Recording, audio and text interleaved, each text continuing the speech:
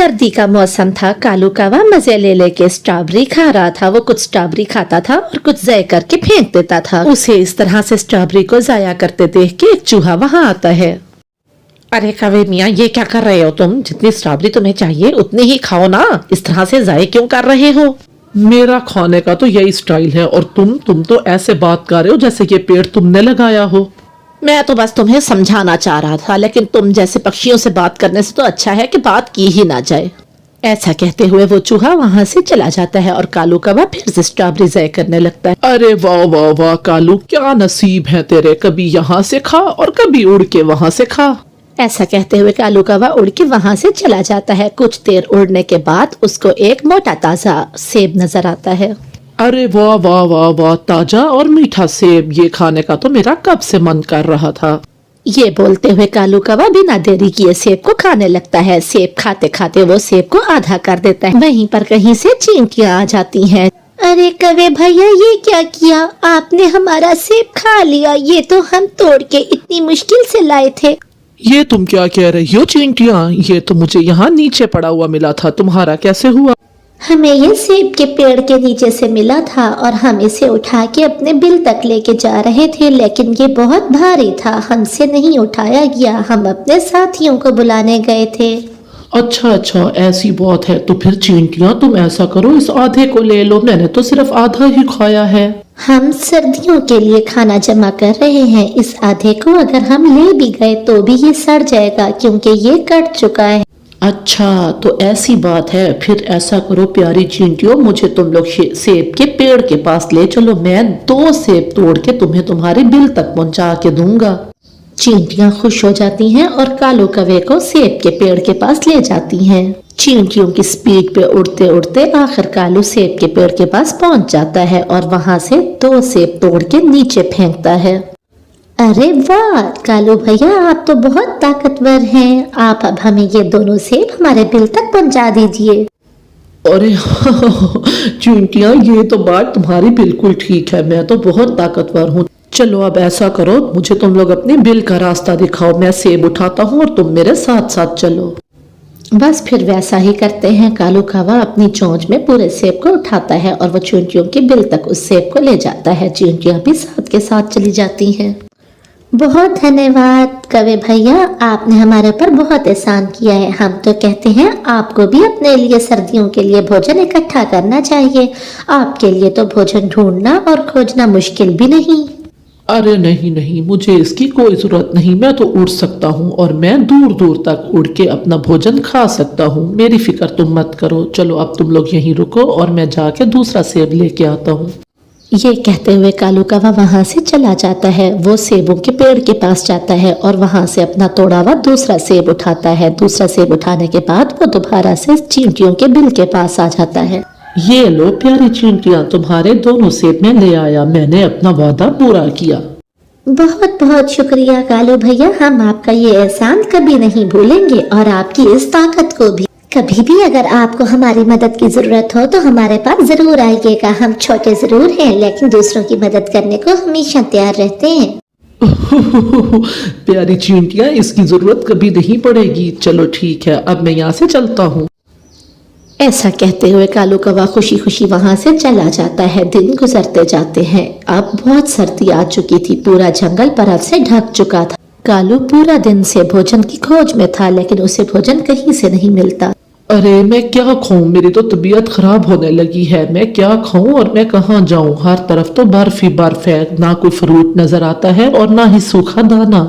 कालू कौवा फिर से उड़ता है। वो उड़ना तो आगे जाता था लेकिन उसके पर सर्दी के कारण जम जाते हैं और वो लड़खड़ा के दूर जा गिरता है। वो सीधा चींटियों के बिल के आगे आके गिर जाता है।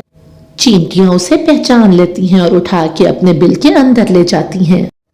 अरे चींटियों, ये तो वही कौवा है जिसने तुम लोगों की मदद की थी। लगता है ये भूखा भी है और इसको ठंड भी लग गई है। तुम ऐसा करो, आग जलाओ, मैं अंदर से इसके खाने का बंदोबस्त करती हूँ। ये कह के रानी चींटी अंदर अपने भोजन के जखीरे में जाती है। ऐसा करती हूँ, अमरूद ले जाती हूँ। अमरूद के साथ अमरूद की पत्ती भी है, इससे कालू भैया को बहुत सुकून मिलेगा। फिर रानी वहाँ से अमरूद उठा लेती है। लीजिए कौवा भैया, ये खा लीजिए, ये खाने से आप तुरंत ठीक हो जाएंगे। इसकी पत्ती से आपको गर्मी मिलेगी। अमरूद और उसकी पत्ती खाने के बाद कालू कौवा ठीक हो जाता है। चिंटी बहुत बहुत शुक्रिया, आपकी वजह से मैं बिल्कुल ठीक हो गया हूँ, वरना आज तो मुझे लगा था शायद कि मेरा आज आखिरी दिन ही है। कालू भैया, हमने तो आपको पहले ही कहा था कि इतनी सर्दी में भोजन मिलना मुश्किल होता है, आप भी अपना भोजन जमा किया कीजिए। हाँ चिंटियों, तुमने ठीक कहा था, अगली सर्दियों में मैं भी अपना भोजन जमा करूंगा और फिर तुम लोगों के साथ मिलके ही सर्दियां गुजारूंगा। चींटियां खुश हो जाती हैं और फिर सारे आग के पास बैठ के बातें करती। जंगल में 2 दिन से तेज बारिश हो रही थी। अब क्या होगा कालू, अब तो यही जो कच्चा घोंसला था तिनकू वाला वही भी नहीं रहा। पक्का घर होता तो आज हम इस तरह से तंग ना होते। गोरी, अब हमें यहाँ का तो कोई पक्षी अपने घर रखने से रहा, हमने सबके साथ इतना बुरा जो किया है। साथ वाले जंगल में मेरी एक जानने वाली रानो चिड़िया है, चलो हम उस जंगल में चलते हैं। फिर वो दोनों पति पत्नी वहां से उड़ते हुए दूसरे जंगल की तरफ जाने लगते हैं। रास्ते में वो थक जाते हैं तो किसी जगह पर बैठ जाते हैं और फिर थोड़ी देर बाद फिर से उड़ने लगते हैं। उनके पास कोई दूसरा रास्ता भी ना था।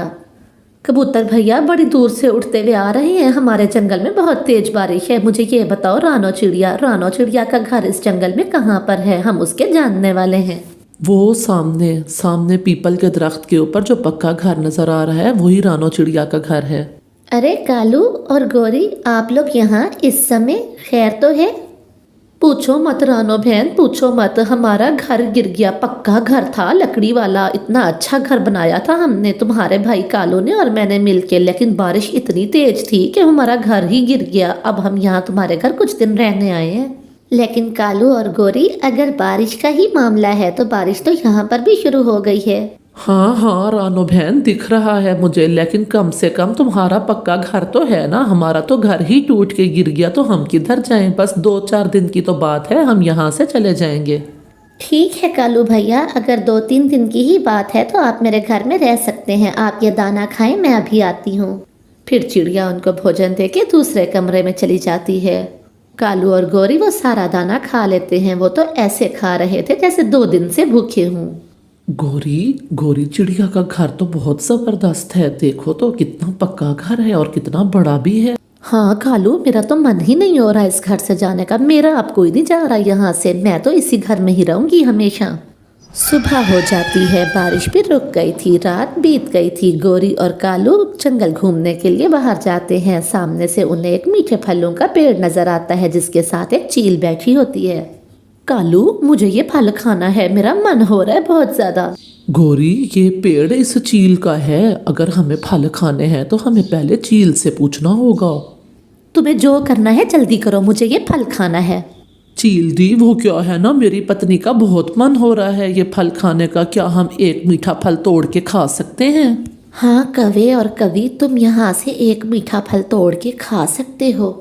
फिर वो दोनों एक मीठा फल तोड़ते हैं और मजे ले लेके खाते हैं। वो तो बहुत ही स्वादिष्ट था।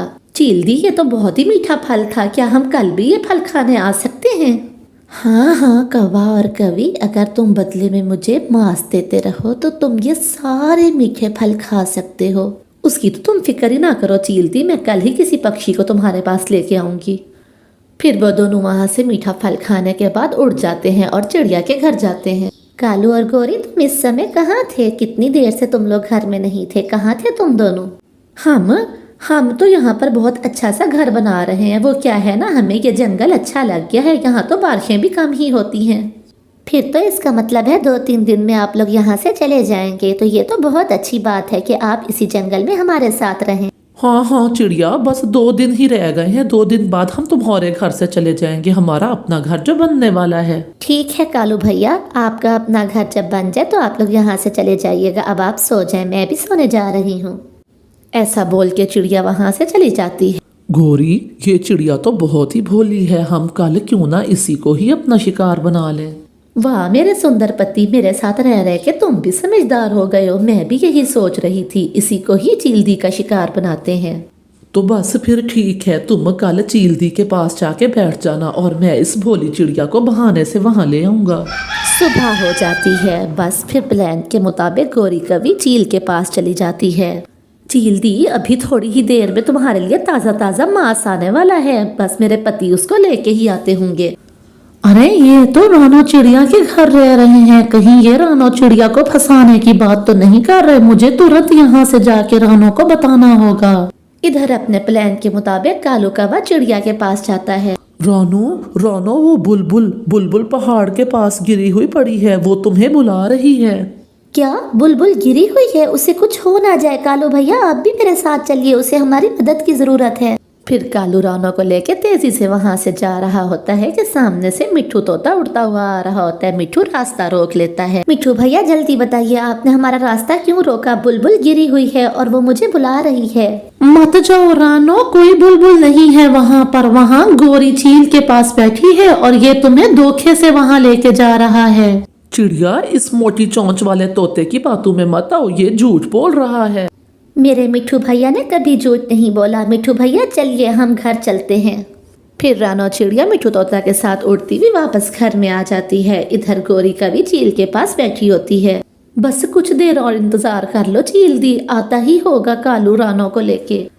तुम मुझे मांस खिलाना चाहती हो ना काली कवि, तो ऐसा करते हैं मैं तुम्हें ही खा लेती हूँ। इस तरह से मुझे मांस मिल जाएगा और तुम्हारे पति को मीठे मीठे फल मिल जाएंगे।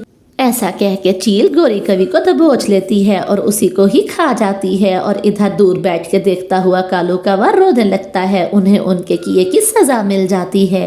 सुंदरवन जंगल में यूं तो बहुत से पक्षी थे, लेकिन उस तोते की बात कुछ अलग थी। वो आधा लाल और आधे हरे रंग का तोता था। वो तोता इतना सुंदर था कि सारे ही पक्षी उससे दोस्ती करना चाहते थे। अरे तोते भाई, क्या तुम मुझसे दोस्ती करोगे?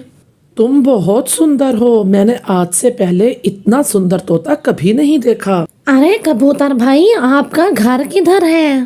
मेरा घर तो बहुत दूर है यहाँ से। मुझे आपकी मदद की ज़रूरत है। मैं इस जंगल में नया आया हूँ और मैंने अभी अपना घर भी नहीं बनाया। क्या मैं आपके घर में कुछ दिन रह सकता हूँ?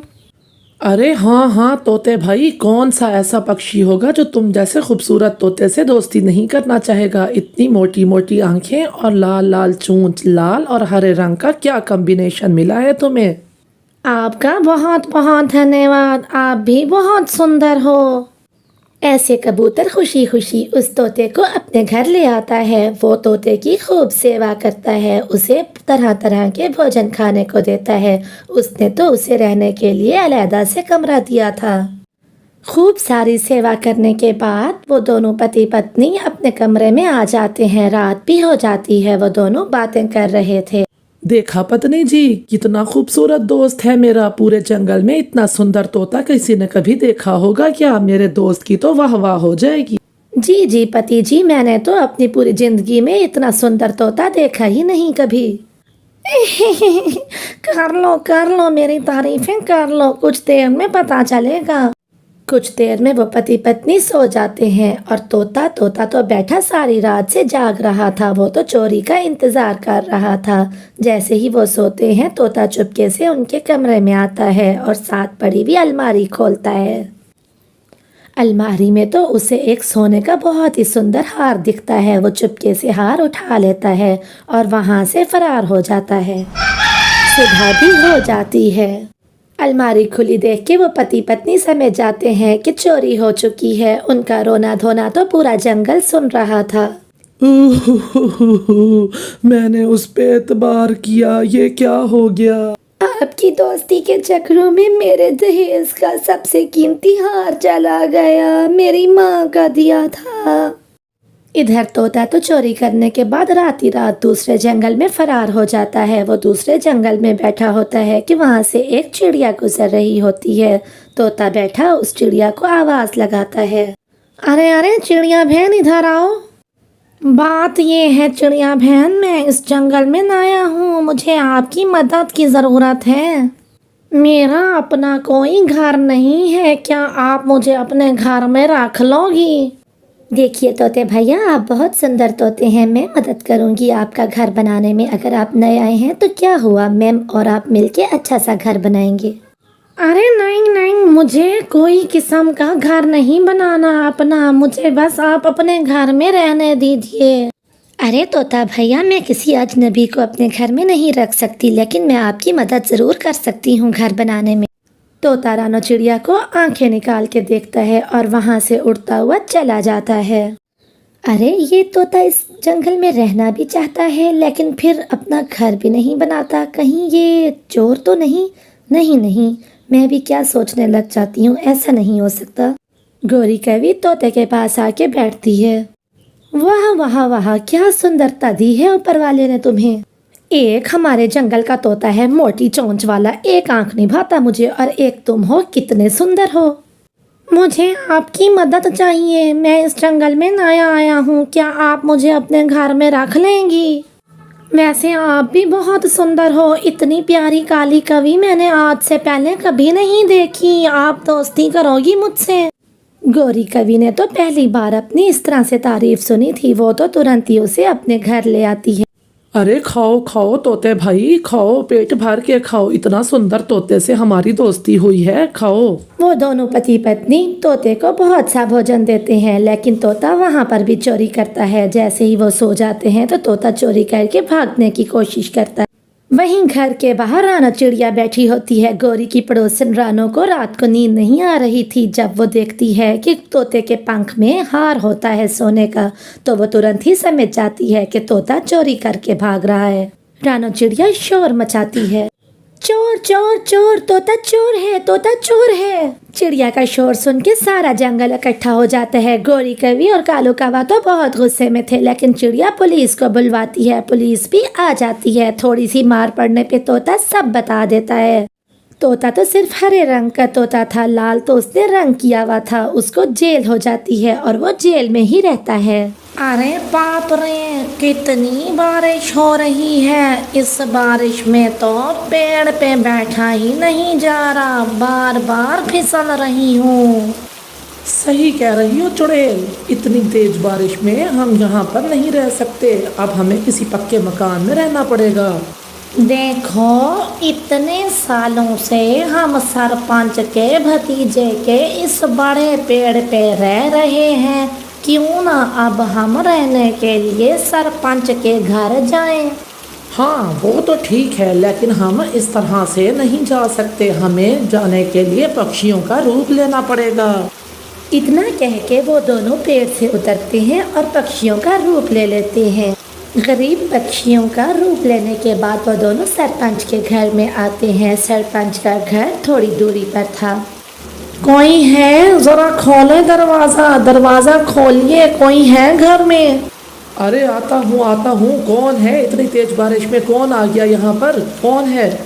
देखिए, हम पूर्व वाले जंगल से आ रहे हैं, इतनी भारी बारिश में हम आगे नहीं बढ़ सकते। आपका पक्का घर देख के हम यहाँ चले आए, थोड़ी रहने की जगह मिल जाए अगर आज रात के लिए। क्यों? यहाँ रहने की कोई जगह नहीं मिलेगी, मैं तुम्हें पहले बताए देता हूँ। चले आते हैं, ना जान ना पहचान, हम तुम्हारे मेहमान। ऐसा कहते हुए सरपंच उनके मुंह पे दरवाजा बंद कर देता है। देखा तुमने, कैसे हैं ये लोग? दो लोग मुसीबत में हैं और इन्होंने अपने पक्के घर में थोड़ी सी जगह भी नहीं दी। तुम्हें याद है भाग्यवान, जब इस सरपंच का इकलौता बेटा खेलते खेलते तालाब में गिर गया था? हाँ, मुझे याद है, घर में कोई नहीं था। सरपंच की पत्नी अपने घर में सो रही थी। अरे जी, क्या बॉल तो अंदर चली गई, अब मैं क्या करूं? अब मुझे जाना होगा। बचाओ बचाओ, अरे कोई बचाओ, मैं डूब रहा हूँ, बचाओ। आवाज़ें सुन के उसकी मम्मा भी वहाँ आ जाती है। अरे कोई बचाओ मेरे बच्चे को, अरे बचाओ, कोई है, मेरे बच्चे को बचाओ, वो डूब रहा है। अब कुछ नहीं हो सकता चुड़ैल, अब मुझे ही बचाना जाना पड़ेगा इसको, वरना ये डूब जाएगा। ऐसा कहते हुए भूत वहाँ से जंप लगा देता है और कबूतर के बच्चे को अपने बड़े बड़े हाथों से पकड़ के उसकी माँ के पास ला के रख देता है। अरे ये तो भूत है, भूत, ये तो हमें खा जाएगा, अब मैं क्या करूँ? ऐसा कहते हुए सरपंच की पत्नी बेहोश हो जाती है। उसे मैंने बचाया था, क्या मैंने सोचा था कि वो मेरा बेटा है या सरपंच का बेटा? और इन्हें देखो। वो दोनों यही बातें ही कर रहे होते हैं कि वहाँ दूर से उड़ती हुई एक चिड़िया आती है। रानो चिड़िया बारिश में भीगती हुई सीधा उनके पास आती है। सुनिए, अगर आपको बुरा ना लगे तो मैं एक बात कहूँ। मैं एक नौकरानी हूँ, मेरे हालात कुछ ख़ास नहीं है, लेकिन आप इतनी तेज़ बारिश में कहाँ से चल के आ रहे हो? आप अगर चाहो तो मेरे साथ मेरे घर में रह सकते हो। अरे बहना, इतना क्यों सोच रही हो? तुम्हारा कहना ही हमारे लिए बहुत है। चलो तुम्हारे घर चलते हैं। फिर रानो चिड़िया आगे आगे और वो दोनों उसके पीछे पीछे वो सीधा रानो चिड़िया के टूटे फूटे घर में आ जाते हैं। ये मुझ गरीब का घर है, आप लोग घर में बैठिए, मैं आप दोनों के लिए खाने को कुछ लेके आती हूँ। आपकी मेहमान नवाजी का बहुत बहुत शुक्रिया बहन, हम आपका ये एहसान कभी नहीं भूलेंगे। ऐसा कह के रानो चिड़िया तेज बारिश में उनके लिए दाना लाने चली जाती है। अब क्या करें भूत, वो तो घर टपकने लगा, बारिश तो रुकने का नाम नहीं ले रही। चलो चुड़ैल, फिर ऐसा करो, अपने असल रूप में आते हैं और जादू करके इसका घर को ठीक कर देते हैं।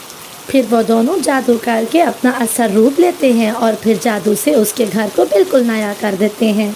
घर को ठीक करने के बाद वो अपना पक्षियों का रूप ले लेते हैं। तभी रानो चिड़िया वहाँ पर सूखा दाना लेके आ जाती है। मैं सरपंच के यहाँ काम करती हूँ और मेरे पास यही कुछ ही खाने के लिए है। इतना ना सोचो बहन, जो तुमने प्यार से ला के दिया हमारे लिए वही बहुत है। चलो हमारे साथ खाओ तुम भी। चुड़ैल, भूत और रानो चिड़िया सभी दाना खा लेते हैं।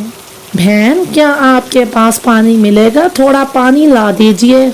क्यों नहीं भैया, साथ ही मेरा रसोया घर है, आप बैठे, मैं पानी लेके आती हूँ।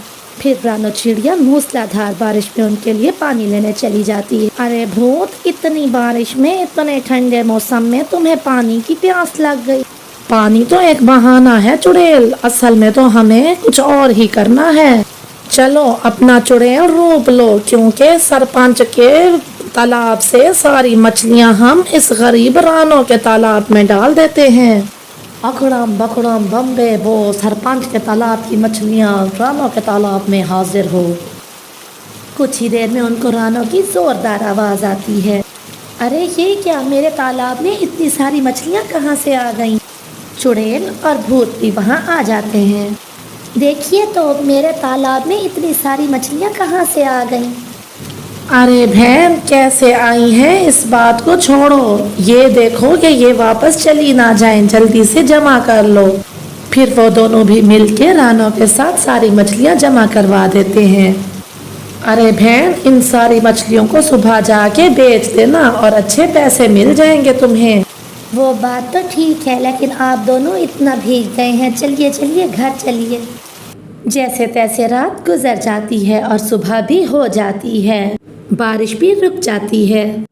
अच्छा बहन, आपने हमारी बहुत खातिरदारी की, हम भी आपको बदले में कुछ देना चाहते हैं। घर में एक टंकी बनाओ और तुमने जो मछलियाँ पकड़ी थी उनमें से एक मछली अभी जिंदा है, उसे उस टंकी में छोड़ देना। उससे जो मछलियाँ मिलेंगी वो बेच के तुम्हारा घर चल जाएगा, तुम्हें किसी के घर काम करने की ज़रूरत नहीं पड़ेगी। फिर रानो चिड़िया ऐसे ही करती है, वो घर में एक टंकी बनाती है। अरे इतनी सारी मरी हुई मछलियों के बीच एक जिंदा मछली, इसका मतलब वो दोनों कुछ और ही थे और पक्षियों का रूप लेके मेरी मदद करने आए थे।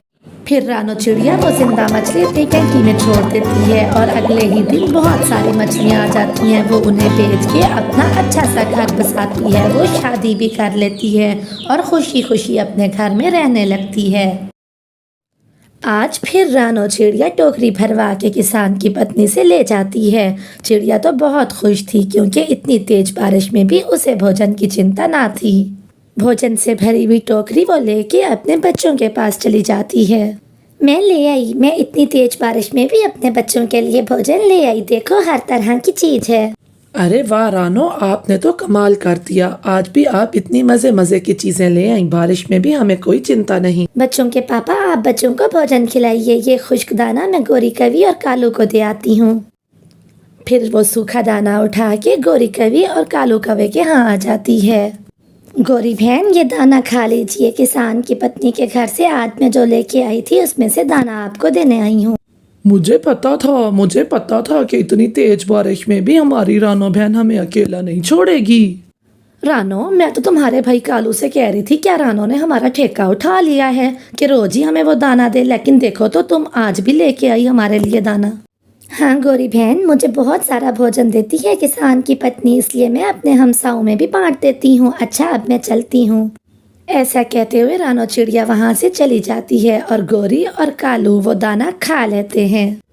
रानो तेज बारिश में वापस घर जा रही होती है कि रास्ते में वो दो लोगों को कबूतर के घर के बाहर बैठा दरवाज़ा खटकाते हुए देखती है। रानो चिड़िया वहीं एक पेड़ की डाल पे बैठ के सब देखने लगती है। कबूतर अपने घर से दरवाज़ा खोलने के लिए बाहर आता है।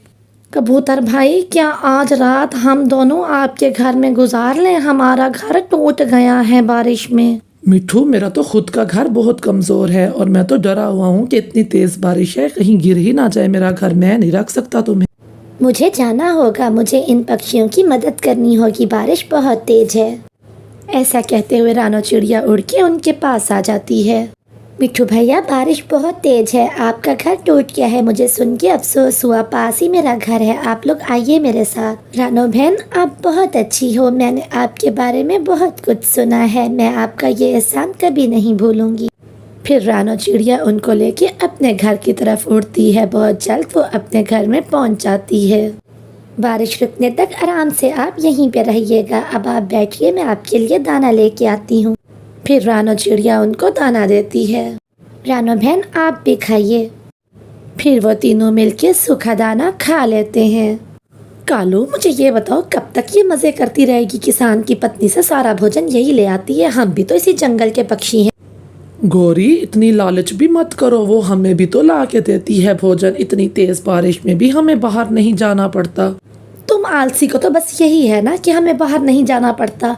मैं जाऊंगी और अब कोई ऐसा चक्कर चलाऊंगी कि किसान की पत्नी कल से सारा भोजन हमें ही देगी। चलो तुम मेरे साथ। गौरी और कालू तेज बारिश में उड़ते हैं। वो जल्द ही इंसानों की बस्ती में पहुंच जाते हैं और किसान के पत्नी के घर की छत पर बैठ जाते हैं। किसान की पत्नी मुंह हाथ धो रही होती है और उसका कंगन साथ ही दरवाजे के पास पड़ा होता है। कालू और गौरी छत पर बैठ के ये सब देख रहे होते हैं। उनमें से कालू चुपके से उड़ता है और कंगन के पास आके बैठ जाता है और फिर वो उस कंगन को चुरा लेता है और वो दोनों वहाँ से भाग जाते हैं। कंगन चुरा के वो दोनों अपने जंगल अपने घर पे आ जाते हैं। अब चलेगा पता। अब मैं देखती हूँ कैसे देती है किसान की पत्नी टोकरी भर भर के उस छोटी चिड़िया को। हाँ, अब चिड़िया बनेगी बुरी किसान की पत्नी की नजर में और हम दो बनेंगे अच्छे। कल से सारा भोजन हमारा हुआ। मेरा कंगन कहाँ गया? ये कैसे हो सकता है? अभी कुछ देर पहले तो मैंने यहीं पर ही रखा था। कौन चुरा के ले गया मेरा कंगन?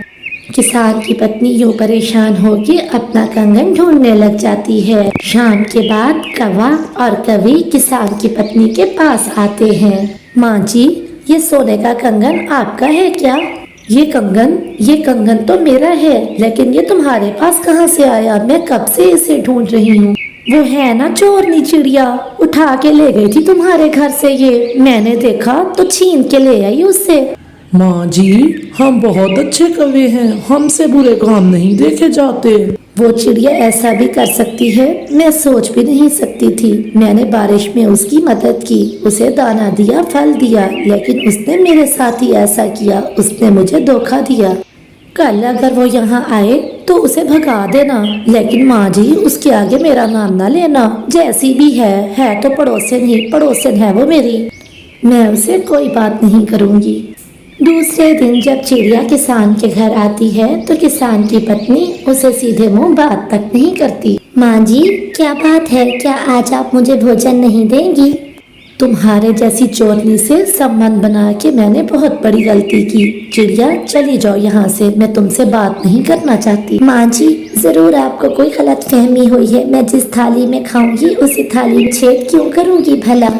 ऐसे चिड़िया रोते हुए वहाँ से चली जाती है। थोड़ी देर बाद कौवा और कवि अपनी टोकरी लेके वहाँ आते हैं और किसान की पत्नी से मीठी मीठी बातें करने के बाद उससे भोजन लेके वहाँ से चले जाते हैं। कालू, हमने कितनी चालाकी से किसान की पत्नी का कंगन चुरा के चिड़िया को चोर बना दिया। हाँ, और अब किसान की पत्नी हर रोज हमें ही भोजन दिया करेगी। मिठू तोता पीछे के पेड़ पे बैठा अमरूद खा रहा था। वो सारी बात सुन लेता है।